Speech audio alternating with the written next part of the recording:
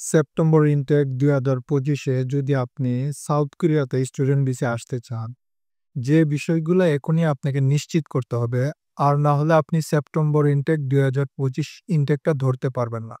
সেই বিষয়ের কয়েকটা গুরুত্বপূর্ণ টিপস আমি আপনাদের সাথে শেয়ার করব। আসসালামু আলাইকুম এভরিওয়ান, আমি এমডি তানভীর, দক্ষিণ কোরিয়া থেকে ডংশন ইউনিভার্সিটি থেকে বলতেছি। আমি একজন ডংশন ইউনিভার্সিটিতে স্টাডি করি।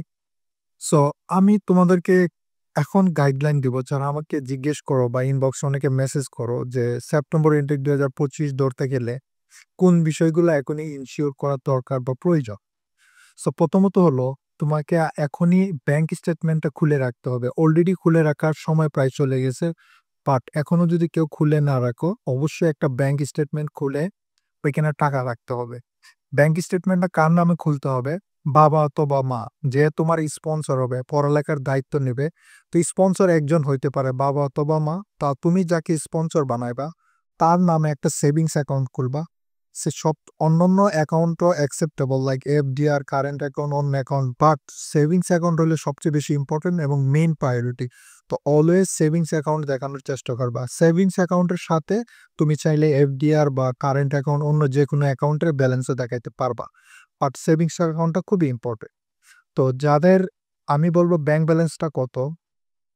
আমি আগের ভিডিওতে লাইক 22 থেকে 25 লাখ টাকা সাজেস্ট করতাম, বাট এইবার ভিসার ইস্যু অনেকটা কম এবং ফিনান্সিয়াল ডকুমেন্টসের উপর ভিসাটা হইতেছে। সো অবশ্যই মিনিমাম ব্যাংক ব্যালেন্স তোমরা 25 থেকে 30 লাখ, আমি বলবো 30 লাখ টাকা দেখানোর চেষ্টা করো।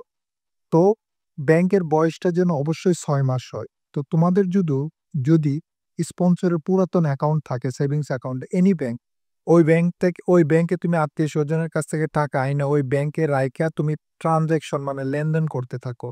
অথবা তুমি যদি লোন নাও, এখনই তুমি ব্যাংক থেকে অ্যাকাউন্ট খুলে কিছু টাকা রাইখা লেনদেন করো, 10 লাখ থেকে 15 লাখ, ওইটা রাইখা তারপর লেনদেন করো। দেন 3 মাস আগে মিনিমাম তুমি চাইলে বাকি আরো 15 লাখ টাকা বা 20 লাখ, যতটুক তোমার সামর্থ্য অনুযায়ী লোন নিয়ে দেন ট্রানজাকশন শুরু করবা। অবশ্যই ট্রানজাকশন করবা।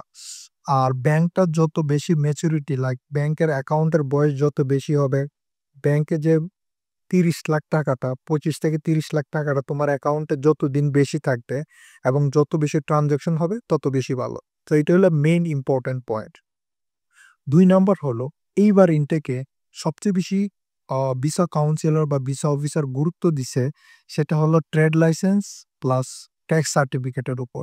তো অবশ্যই তোমার যে স্পন্সর হবে তার যদি 3 সার্টিফিকেট না থাকে, 3 সার্টিফিকেট অনলাইনে তুমি একটা ইউটিউব ভিডিও দেখেই খুলতে পারো যে কিভাবে 3 সার্টিফিকেট খোলার পরে একটা ট্রেড লাইসেন্স, বা তোমার বাবা যদি চাকরিতে থাকে দেন ইটস ওকে, বা সে যদি চাকরি না করে রিটায়ার্ড আর্মি বা রিটায়ার্ড সরকারি কর্মকর্তা হয়ে থাকে, এজ ওয়েল এজ তুমি ওই ডকুমেন্টস দেখাবা, সাথে একটা বিজনেস দেখাইতে পারো। তো বিজনেস দেখানোর জন্য তুমি চেয়ারম্যান অফিসে গিয়ে বা তোমার সিটি কর্পোরেশন অফিসে গিয়ে এখনই যে কোনো একটা বিজনেসের উপর একটা ট্রেড লাইসেন্স বানাই নিয়ে আসো। 2টা ট্রেড লাইসেন্স দেখাইলে সবচেয়ে ভালো। তোমরা এখন একটা ট্রেড লাইসেন্স নিবা, আর জুন মাসের 1 তারিখের পরে নতুন করে আরেকটা ট্রেড লাইসেন্স, এই সেম বিজনেসের উপর আরেকটা নতুন ট্রেড লাইসেন্স নিবা। এই ক্ষেত্রে 2টা ট্রেড লাইসেন্স এম্বাসিতে জমা দিলে ভিসার ক্ষেত্রে ভালো। সেই ট্রেড লাইসেন্স বানানোর পরে ওই ট্রেড লাইসেন্সের উপর এখনো যদি ট্যাক্স দেওয়া না থাকে, তাহলে এই অর্থ বছরে তোমরা ট্যাক্স দিয়ে দাও এখনই। এবং জুন বা জুলাইয়ের মাসের পরে যখন নতুন করে আবার ট্যাক্স আপডেট হবে, তখন দ্বিতীয় অর্থ বছরের আরেকটা ট্যাক্স দিবা। 2 বছরের ট্যাক্স সাবমিট করা থাকলে সবচেয়ে ভালো। আর ট্যাক্সের ক্ষেত্রে বর্তমান অনুযায়ী ইয়ারলি ইনকাম মিনিমাম 6 থেকে 7 লাখ টাকা দেওয়ার চেষ্টা করবা। 7 লাখ টাকা, 6 থেকে 7 লাখ মিনিমাম। যত বেশি পারো দিবা তত ভালো। লাইক 8 লাখ বা 10 লাখ ইয়ারলি ইনকাম দিলে সবচেয়ে ভালো। বর্তমানের ভিসার যে আপডেট ক্যাটাগরি, এগুলো সম্পূর্ণ আমার ব্যক্তিগত ওপিনিয়ন, বর্তমানের রিসেন্ট আপডেট অনুযায়ী। সো তোমরা এরকম দেখানোর, যদি দেখাইতে পারো ইয়ারলি ইনকাম মিনিমাম 6 লাখ টাকা, 7-8 লাখ টাকা, আরো বেশি যদি পারো 8-10 লাখ টাকা, সবচেয়ে ভালো। ওইটার উপর ট্যাক্স সাবমিট করো অ্যান্ড ট্যাক্স পেপার দুই বছরের, লাস্ট 2 বছরের দেখাইতে পারলে সবচেয়ে ভালো, as well as trade licence. তো কি হলো, 1 ব্যাংক স্টেটমেন্ট, 2 হলো 3 সার্টিফিকেট, 3 হলো ট্রেড লাইসেন্স, 4 হলো ট্যাক্স। সো সবকিছু এখনই করে ফেলো। অ্যান্ড আরেকটা ইম্পর্টেন্ট হইল গিয়ে, IELTS রেজাল্ট। তোমরা যারা এখনো IELTS দিবা বা ভাবতেছো, সো আমি তোমাদের বলব অলরেডি নেপালে কিন্তু সাউথ কোরিয়া রুলস আনছে যে 7.5 দরকার। সো ভিসার ক্ষেত্রে তারা খুব হার্ড হয়ে গেছে। আগের মতো এখন আর ভিসা দিতেছে না। তো এই ক্ষেত্রে অবশ্যই আমি বলব তোমরা IELTS রেজাল্টটা আপডেট করো বা যতটুকু পারো। তুমি যদি এখন এক্সাম নেওয়ার প্রিপারেশন নাও, ভালোভাবে প্রিপারেশন নাও, নিয়ে দেন আইএলটিএসটা আরো ভালো করার চেষ্টা করো।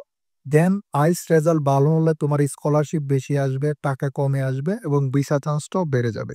সো এই কয়টা হলো সবচেয়ে বেশি গুরুত্বপূর্ণ পয়েন্ট যেগুলা ছিল সেপ্টেম্বর ইনটেক 2025 এর জন্য। তো তোমরা এই স্টেপগুলা এখনই ফলো করো এবং এই স্টেপগুলা এখনই সবকিছু সম্পন্ন করো। বাকি পরবর্তী স্টেপগুলো আমি ধাপে ধাপে আমার ইউটিউব চ্যানেলে ভিডিও আপলোড দিব। তো সবাই অবশ্যই ইউটিউব চ্যানেলটা তোমরা সাবস্ক্রাইব করে রাখতে পারো। আর আমি নিজে ফাইল প্রসেসিং করাই যারা দক্ষিণ কোরিয়াতে আসতে চাও স্টুডেন্ট ভিসা নিয়ে। তো যারা আমার মাধ্যমে আসতে চাও তারা কমেন্টে আমার ফেসবুক পেজ দেওয়া থাকবে, ওইখানে যোগাযোগ করতে পারো। সবাই ভালো থাকবা, সুস্থ থাকবা।